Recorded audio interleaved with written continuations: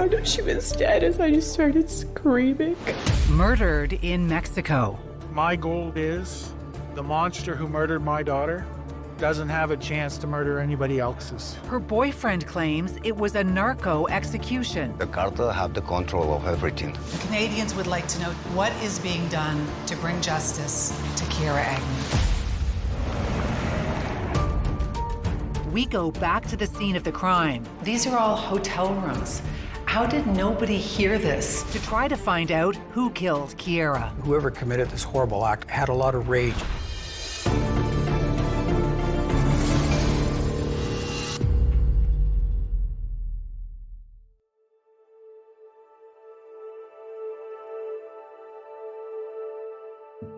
Words to describe myself. Kiara Agnew's diary. I'm kind, loyal, funny, spontaneous, Is a roadmap of the young woman she is. adventurous, independent, loving. And the woman she aspires to be. I want to be strong and powerful. I want to surf oceans and climb mountains. Nothing will hold me back from living my life to the fullest when I'm young. She writes down dreams that stretch years into the future. My goal is to cross all of these places off my bucket list by my 35th birthday. The happiest days of my life are right around the corner. This is CTV News. We begin with the suspected murder of a BC woman only hours after she arrived in Mexico. Mexican prosecutors have confirmed she was found dead at a resort south of Cancun on Friday. March 3rd, 2023, at the 5-star Grand Sunset Princess Hotel.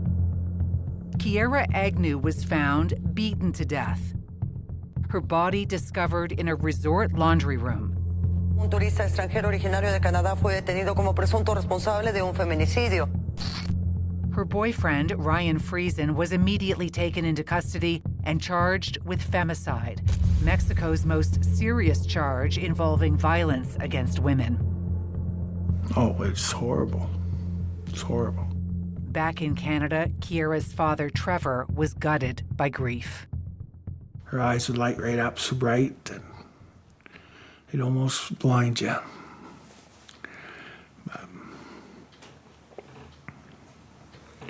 No, she was quite the girl.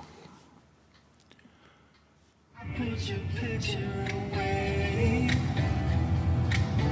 I can't look at you while I'm lying.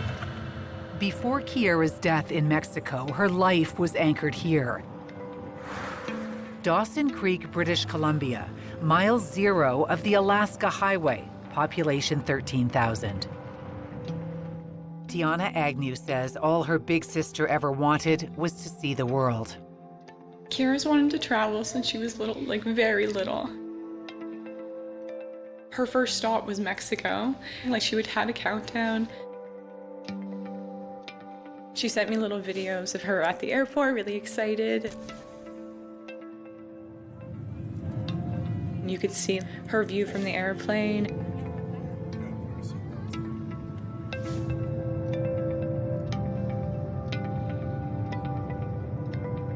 Even when she got to the resort, she was super excited and sent me little clips.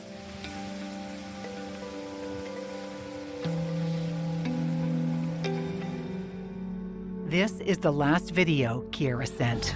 We just got situated in our room. And we're gonna go get some food and then head to the beach. Just hours later, Kiara would be dead. And her boyfriend, Ryan Friesen, would be at this jail outside Playa del Carmen behind bars. That's when I found out she was dead. I just started screaming. I knew what was gonna happen, and I should have done more.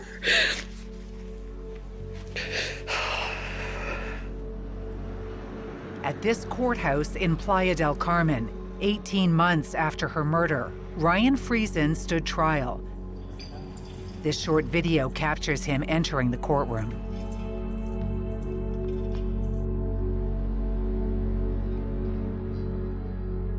The prosecutor texted updates to Kiara's family. Yesterday, Ryan's defense presented one expert, which presented his theory on the case. And he mentioned that for him, there are 3 or 4 people involved in the matter. Ryan's lawyer argued there was unknown DNA under Kiara's fingernails. Then the prosecutor messaged this. Today we continue with the trial and present 6 witnesses, and it went very well for us. Everyone pointed to Ryan.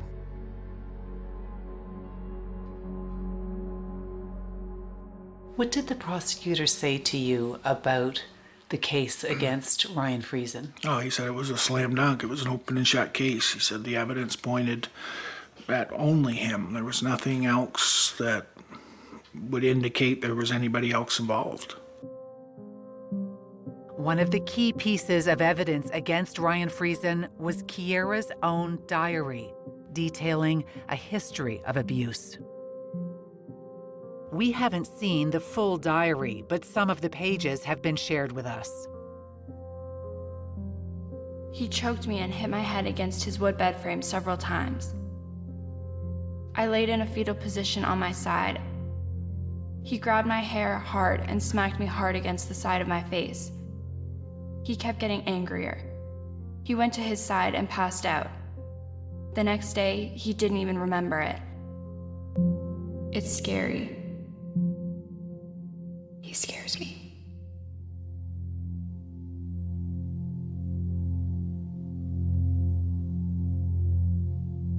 In that resort laundry room in Mexico, laying next to Kiara's dead body, Ryan Friesen was found passed out with alcohol in his system. Sorry. I have a lot of guilt. She needed me and I really failed her. Tiana, who Kiara called Tinky, was extremely close to her big sister. Hope you're having a good day, Tinky. I love you. I am on my lunch. This is just a friendly little reminder that I love you. They shared everything, including Kiara's darkest secrets. Family members testified against Ryan about the alleged abuse. We weren't allowed in the room other than to testify. So no one from your family got a chance to watch and hear the testimony of other people? No. And I was told later that he asked that we not be in there. What was that like for you to get up on the stand and look across and see Ryan sitting there? It was awful. He grinned at me the entire time. His eye contact was unwavering. He didn't show any remorse. At the judge-only trial, the verdict was delivered in September 2024, 18 months after Kiara's murder. I found out about the verdict through Facebook. Ryan Friesen, not guilty. For him to be let out, it was just awful. Now I have to worry about running into him when I'm with my son.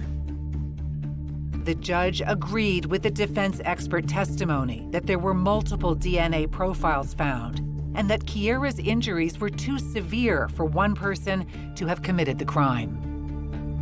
There was too much evidence against him for it to go that quick and that easy. There's just questions, like, and there's only one person that has the answers to them, and he's keeping them to himself.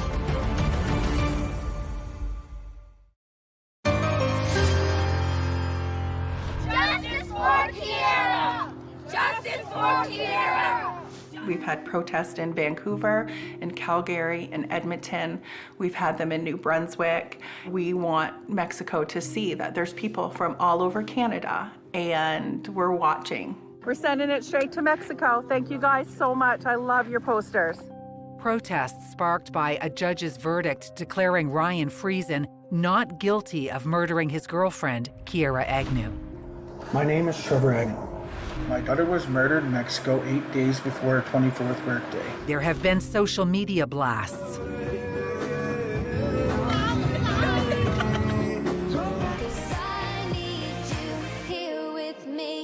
Letter writing campaigns, and candlelight vigils. My goal is that the monster who murdered my daughter doesn't have a chance to murder anybody else's. The pain that I go through, I don't wish on anybody. These protests, organized largely by Trevor's sister, Tanya. Kiara's dad, sister, and Aunt Tanya say Kiara wrote these words in her diary. "If I'm ever missing or found dead, you know who did it." This is in one of her diaries, and I believe that she has said it to a few of her friends. And anytime I get frustrated that nobody's hearing us, I think of these words. And you best believe that until my last day on this earth, I will be honoring that child's words. And if it wasn't him, I'm going to find who did it. The protests have followed Ryan Friesen to the arena where he plays hockey. He's back in Dawson Creek, British Columbia, living with his father. As the story of the murder and the verdict spread, Kiara's Aunt Tanya claims ex-girlfriends started reaching out. They're telling us all the same story. Like, all the things that Kiara has in her diary, we're hearing the same words. We're hearing the same stories. That he gets drunk, that he blacks out, and that he's very abusive. We combed through court records and found Ryan was charged with assaulting a girlfriend in 2018, resulting in a peace bond. He has no criminal record. Years later, Kiara would document her body as evidence. Bruises, black eyes, scratches. And this injury that Kiara's stepfather, Ricky, says happened trying to escape from Ryan's pickup truck. She'd had to jump out of a moving vehicle. We had talked on different occasions about his abuse, and I said to her, like, "You're gonna get killed." You actually said that to her, that you were worried she was going to die? Yeah, because it was escalating. In the months before her murder, Kiara's birth father, Trevor, tried to intervene. She said, "I don't want you involved, it only happens when he drinks, and we're gonna quit drinking." And she reassured me that it wasn't happening because they wasn't drinking. Tiana was so scared, she warned her big sister that she was going to end up dead. Tiana believes Kiara stayed in the relationship because of a shared grief. Both had lost brothers, Kiara in 2020, Ryan in 2010. They trauma bonded in a way, like he could understand her because they both lost a sibling in a way that no one else could. So she was very hesitant to leave him. While Kiara's family was initially united in the very public demand for justice, I'd like to ask you to please rise as the family comes to join us. by the time her small funeral was held, the family was fracturing. Our family's never really bounced back from everything that's happened. A lot of us don't speak. Kiara's parents are divorced, and the family divide is playing out on dueling Facebook pages. One run by Kiara's father, Trevor, and his sister, Tanya. This one set up by Kiara's mother, Michelle, and her sister, Caitlin. There are very public accusations and arguments over how donated money is being spent and who gets Kiara's ashes. It's so heartbreaking. The Friesen family's nothing if not strategic. And they could see that fracture because they have been watching both of our pages, right? In the midst of that rift and the protests, more than 2 years after Kiara's murder, Ryan Friesen held a private meeting at this hotel in Dawson Creek. Sitting around this table, Ryan, his father Grant, and just one side of Kiara's feuding family, her mother Michelle and Aunt Caitlin. A neutral member of the family was also invited, Kiara's stepfather, Ricky. It was very, very tense in the beginning. I'm sitting across from the man who was accused of killing my daughter. I had to put aside my hatred because he was found not guilty in Mexico, and so I wanted to hear what they had to say.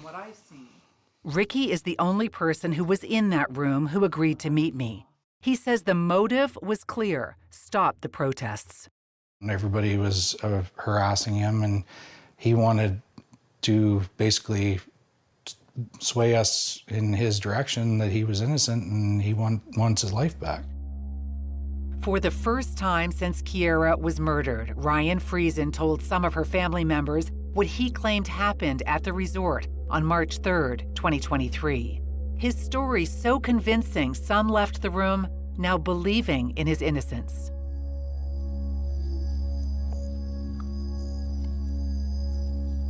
According to Kiara's stepdad, Ricky, Ryan claims after hours of drinking at the resort sports bar, he and Kiara walked back to their room at about midnight. Ryan admitted to having an argument when they got to the hotel room. And he said that she wanted to do pictures and they argued about that, so he went to bed. Then he woke up a couple of hours later and said that Kiara was missing. Then he said that he left the hotel room and he heard her screaming. Kiara's stepdad says Ryan claimed to have followed the sounds of her screams to a laundry room. He beat on the door was locked. He said that somebody opened the door. And he said that she was sitting there on the floor and holding her private, saying that she was raped. And he said that there was 3 to 4 people in the room. But wait, so he claims that she was alive in that laundry room? He said he heard her screaming and said that she was alive when he found her. But Ricky says no matter how many times he asked, Ryan couldn't answer one vital question. What happened next? He couldn't explain to me how he got from the door to laying on the floor next to her, and he wouldn't answer me that question. I asked 3 times. I'm sorry, if my girlfriend if that's happening and somebody's in there and she's claiming that they're raped, I'm not gonna just lay down on the floor next to her and go to sleep. I'm gonna fight for her and my life. There was a special guest at that meeting as well. Ryan's lawyer was flown in from Mexico. Even asking Ricky about it sets him on edge. I don't want to say about that. Because I just... Why? Well, they asked me not to say anything about him being there. Why? Because they didn't want him to be harmed. They're trying to instill, I don't know whether it's a little bit of fear to not bring it up. And what is the story that's being told by Ryan and his team about who's responsible potentially for this crime? They're trying to say that it was cartel, that the actual resort owed the cartel money and wouldn't pay them, and they made an example by finding somebody and doing this to them. He says the Mexican lawyer told them that DNA evidence proves Ryan Friesen did not commit the crime. It wasn't Ryan's DNA under Kiara's fingernails. That did it for Caitlin. Did you see the DNA evidence that they told you about? Everything is in Mexican. All I had to go off of is what people were telling me. It was enough for Kiara's Aunt Caitlin and her mother Michelle. Caitlin did a very public about face on Ryan Friesen's guilt. First, this lengthy Facebook post. And then she went on local television thanking and apologizing to Ryan. Thank you for allowing us to speak, to heal, and I want to say that I am sorry on behalf of the other members of my family that are continuing this hate campaign because it's so misguided and it's going in the wrong direction. When I left that meeting, I didn't want to say he was guilty or innocent until I had a chance to read the Bible, is what they call the court document, is the Bible. And Michelle has since gotten the Bible, but she doesn't want to give it to me until I promise that it won't go to Trevor, because again, the fight between the families. Neither Kiara's mother, Michelle, nor Caitlin agreed to participate in our investigation. They also refused to share the so-called Bible with us. Not having that evidence from the trial is a roadblock in our investigation, but it's not a dead end. We do have other leads to follow. The prosecutor's text messages offer insight into the judge's reasons for the verdict. The injuries he has on his fists and body do not correspond to the injuries on Kiara. That he considered the death was carried out by 2 or more people because she was badly beaten. And then he makes mention of the presence of the genetic profiles of several people, including Ryan's. Now, that's a pretty vague statement that we can't dig into because we don't have the full DNA report. But we do have photographs from when Ryan was arrested, and we also have photos from Kiara's autopsy. Whoever committed this horrible act on this poor 23-year-old woman had a lot of rage.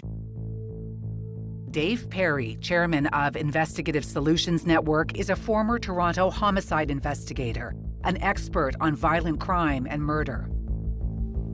He isn't able to review all the evidence because no one with the case file will share it with us, but he has analyzed photos of Kiara and Ryan's injuries.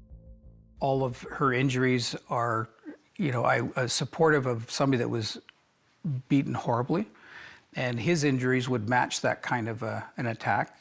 I noticed on all of his fingernails, they were just soaked up in the ridges here. His hands appear to be swollen in both pictures. Those are not consistent with defense wounds, but are consistent with somebody using their hands and fists and striking and making blows. The elbows and bruised shins, the bloody feet. These are the kind of bruises I would expect to see, quite frankly, if you're kicking somebody. Kiara's autopsy is devastating to read. Almost every inch of her body was brutalized. Chipped teeth, black eyes, ears, neck. Almost every vital organ damaged. A beating so violent that Kiara's brain stem was detached from her spinal cord.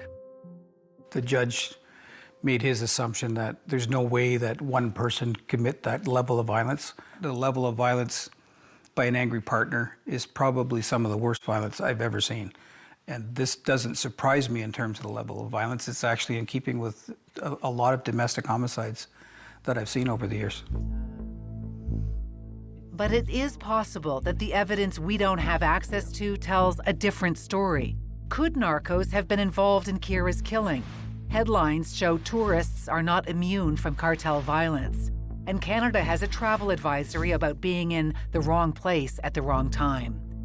And so we head to Mexico to meet with the Sinaloa Cartel to put Ryan Friesen's claims to the test.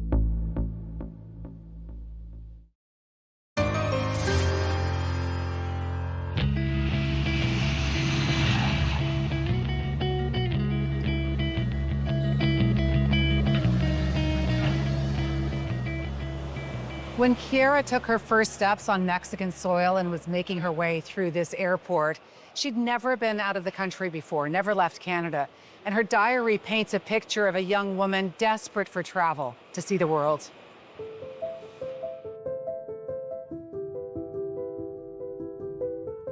The Princess Hotel in Playa del Carmen was meant to be a celebration for Kiara Agnew and her boyfriend, Ryan Friesen, her first trip, her 24th birthday.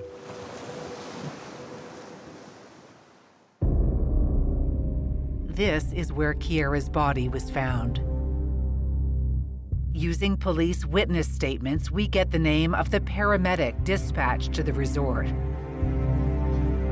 3 years later, Victor Gomez is still traumatized by what he saw. Honestamente estaba irreconocible.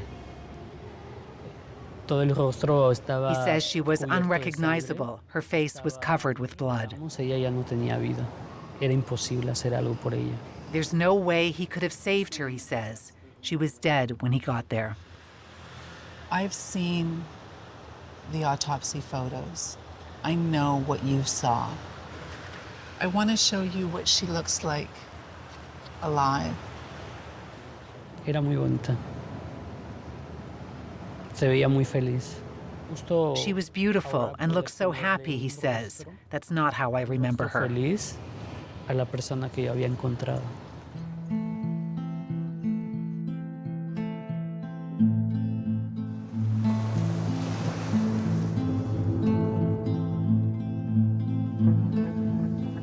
At the Princess Resort, I've booked into the room Kiara and Ryan stayed in back in 2023. There have been renovations since, but Kiara's last video was made from this balcony. We just got situated in our room. And we're gonna go get some food and then head to the beach.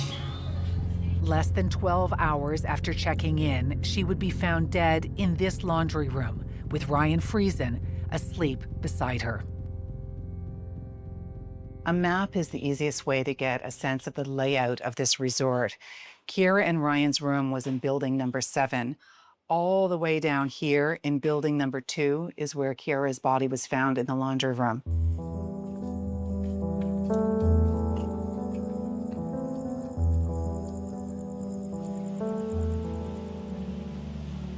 The night Kiara was killed started here. Surveillance cameras from inside the bar show them leaving at midnight. Everything that happened next is what Kiara's stepdad says Ryan told him at that meeting in Dawson Creek. Ryan and Kiara went back to their room, had an argument. He fell asleep, and when he woke up at about 2:30 in the morning, Kiara was gone, that he followed the sounds of her screams.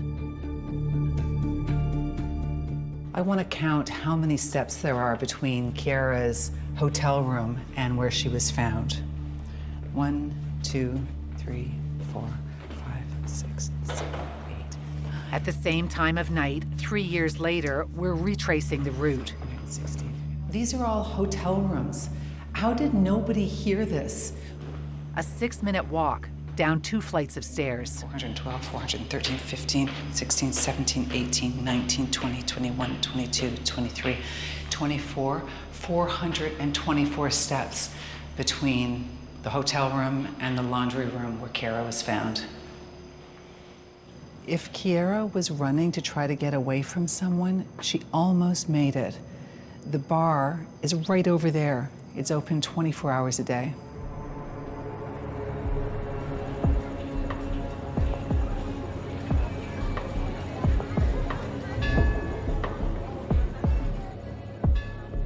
At this church in Playa del Carmen, the man who made the gruesome discovery tells me exactly what he saw. He was the cleaner at the resort. He no longer works there and doesn't want to appear on camera. On March 3rd, 2023, at 2:55 in the morning, he was dispatched to clean up a mess in the hallway. It was blood. Había mucha sangre.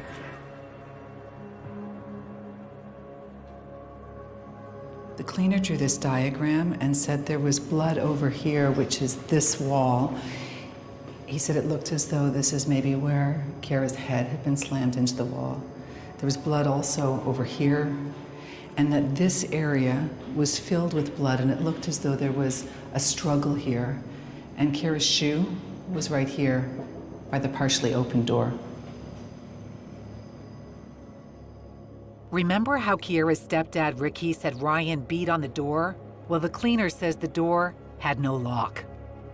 He says he found Ryan and Kiara laying side by side, his feet at her head, and that Kiara was fully clothed.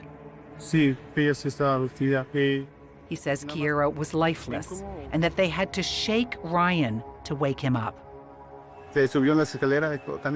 Barefoot, the cleaner says Ryan was clearly drunk and tried to run up the stairs, but was captured and held until police arrived. He says Ryan was screaming and crying and that he heard police say he's still drunk but starting to remember what he did. The cleaner testified at Ryan Friesen's trial.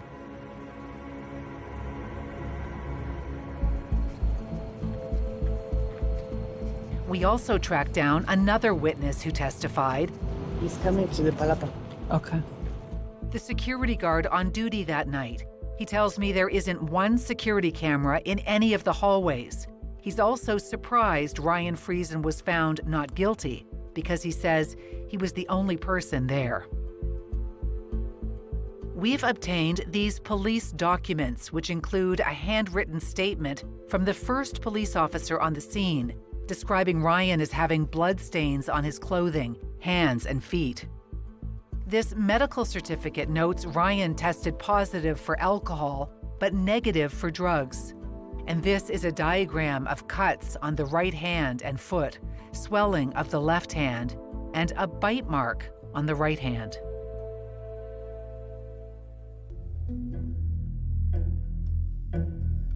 Playa del Carmen sits in cartel territory. Violence here follows rules.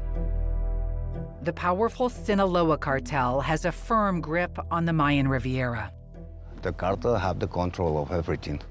Alberto has been a member of the Sinaloa Cartel for decades. He knows the narco rulebook inside and out. If the cartel wants to send a message to a big resort, does the cartel ever target tourists? En este caso, en un hotel no se ataca turistas. He says in a case like this, tourists are not attacked, that the only time foreigners are harmed is if they're caught in the crossfire or if they're doing business with the cartel. I tell him about Ryan Friesen's claims. He says it was the cartel that came in and killed this young woman in the resort as punishment for the hotel because they didn't pay the cartel tax. No, that's a lie. That's a lie. The cartel don't get in the hotels. And I know that story. But no, that's a lie. That's a lie. The cartel had nothing to do with that. He knows the story because he was in jail at the same time Ryan was in detention. All the inmates were talking about the Canadian accused of killing his girlfriend at a resort. When one cartel carries out an execution or sends a message, do all the cartels know? Todos saben qué está haciendo el otro. He says every cartel knows when the other is sending a message. It's very public, not hidden in a laundry room on a resort in the middle of the night. Is he in danger if he comes back to Mexico making this claim? Sí puede haber. Yes, he says there could be direct repercussions against him.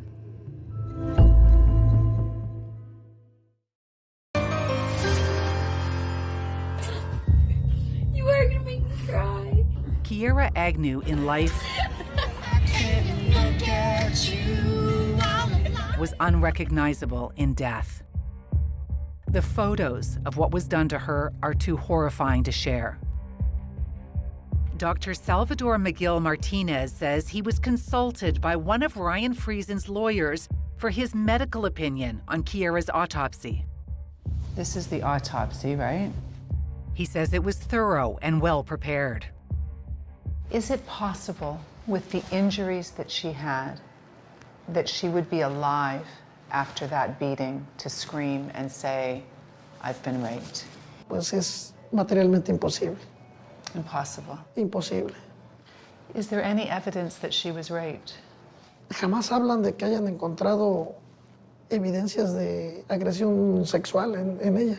They don't state finding evidence of sexual assault. We asked him about this blood spatter report. Aquí directamente está diciendo. Here it directly states, he says, there was projection blood. Ryan was standing when Kiara's blood splashed onto him. And then he asks a surprising question. Él sigue detenido, ¿no? ¿Real? No. He's asking if he's still in jail. He had no idea of the verdict until this very moment. Ryan was found not guilty. Ryan fue encontrado inocente.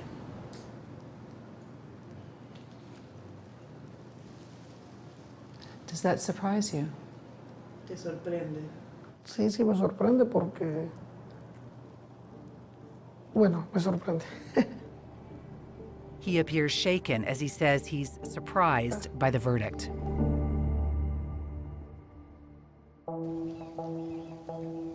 Julio Cesar Solares is a journalist in the Mayan Riviera who covers crime and corruption. He says there are red flags about this case.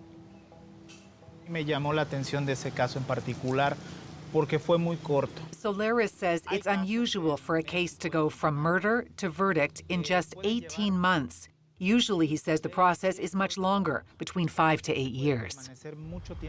He points to the case of an American woman, Sativa Transu, who was beaten to death in a Cancun hotel a year and a half before Kiara's murder. Her boyfriend, charged with femicide in 2021, still has not had a trial. Femicide is one of the most serious crimes in Mexico. The crime is basically the killing of a woman because of her gender. Silvana Sanchez is a criminal lawyer recently hired by Kiara's father, Trevor. Canada's justice system is based on the principle of innocent until proven guilty. It's something that Mexico has only adopted relatively recently. Up until 2008, anyone who was accused of a crime was considered guilty. Was considered guilty, yes. And how does that impact the way police and forensics and investigations are done in murder cases? Unfortunately, as any other legal system, Mexico's system has their flaws. And one of them I consider is that we are still like in baby steps in an investigation and preserving the evidence. So it's necessary for a lawyer to help or to assist and provide or take care of all the essential elements in a case in order for that to be successful. Kiara's family did not have legal representation at Ryan Friesen's trial. Since Friesen was found not guilty, he can't be tried again for the murder of Kiara Agnew. But in Mexico, there's a process where a judge's verdict can be appealed. How unusual would it be to overturn a not guilty verdict? It will be really, really rare. Really rare? Yeah, also considering the time frames that already passed. It's discouraging news for some of Kiara's family. But then... So Tanya, I have never seen anything like this in my career. Well, that is an opening statement.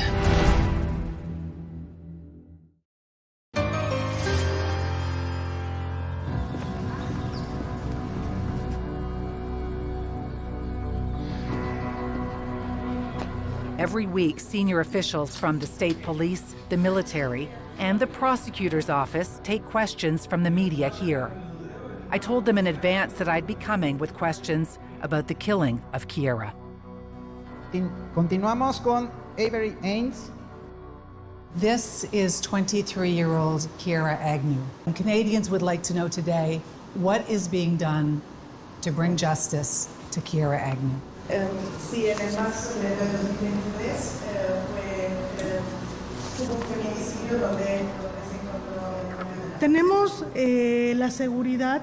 A trial judge found him not guilty, but the deputy prosecutor for the state is saying that she believes it was established beyond any reasonable doubt that the crime was committed by Ryan. During the trial, she says, we were able to establish that Ryan violently beat Kiara to death. Through witness testimony, expert reports, and scientific evidence, we established he was responsible. And then the state prosecutor drops a bombshell.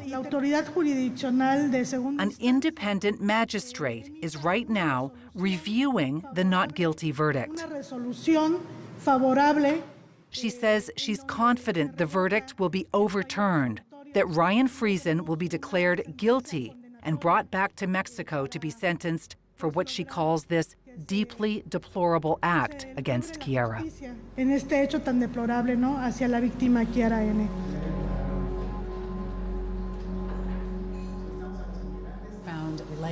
After the news conference, Mexican reporters pepper me with questions about what Canada is doing with the case. The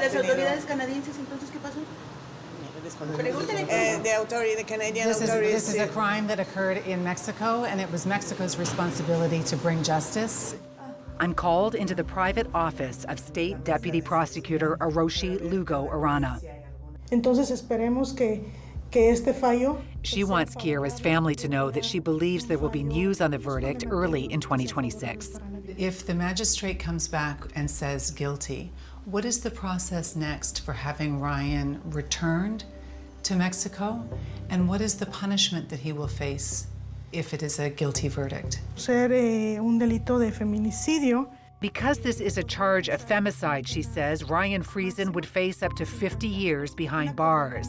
And if the verdict is overturned, there would be international cooperation to return Ryan to Mexico. Para poder presentar ante la justicia mexicana pues al procesado Ryan.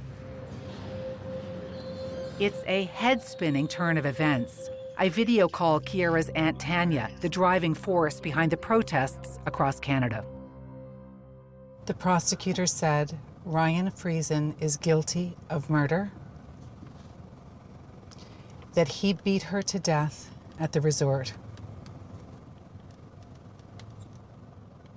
You said that on camera or to you? On camera. Oh my God.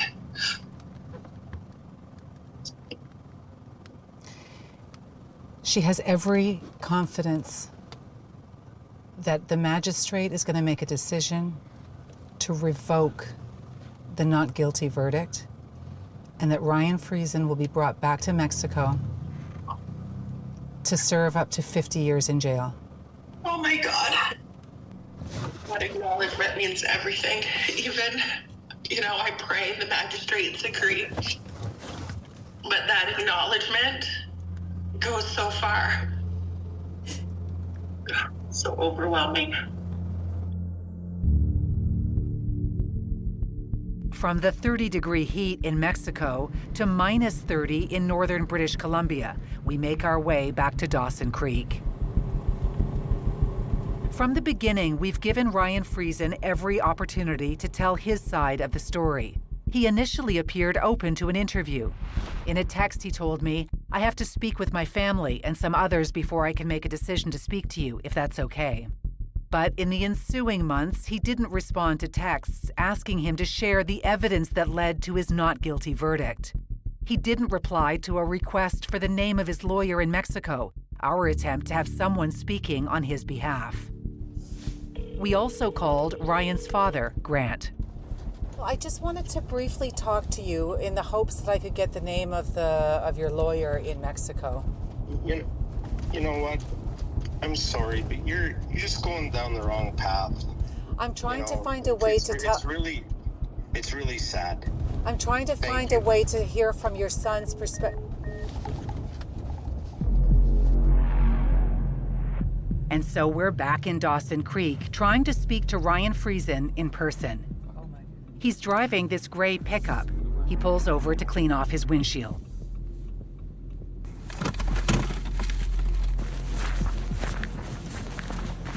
Hey, Ryan. Please leave me alone. No, we got to talk about it. Please leave me alone. Ryan, we got to talk about it. Ryan.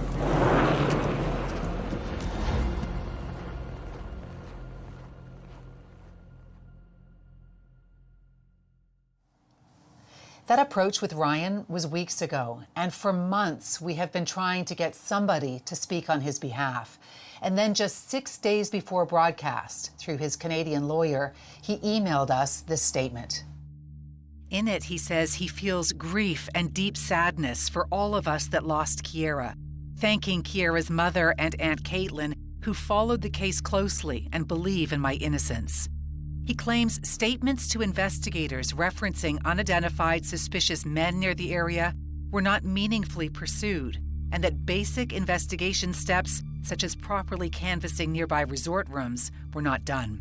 He writes that his desire for justice is unwavering, that he hopes those who are truly responsible are held fully accountable.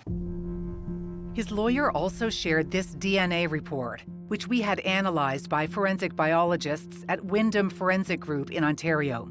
Based on this one DNA report, they confirm Ryan Friesen's DNA was not found under Kiara's fingernails, and that one unknown male profile was found.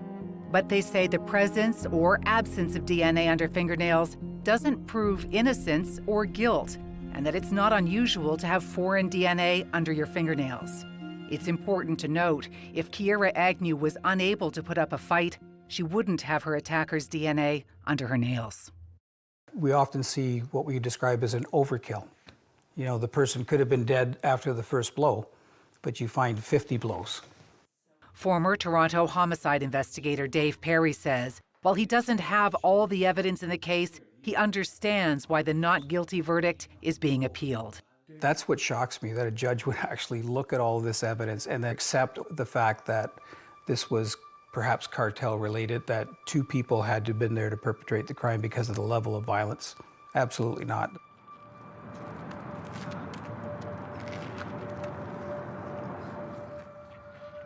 We want the truth. That's it. And we're not going to quit until we get it. The protests that began when a judge said not guilty are smaller now. This is my daughter. She was murdered in Mexico. She was murdered? Yes. Okay, thank you guys so much. My daughter was murdered in Mexico. Do you want one to just take with you? I'm so sorry. Oh, thank you. This is so hard. Oh, no, it's horrible. But this justice is going to give you peace. I'm hoping if we can get it.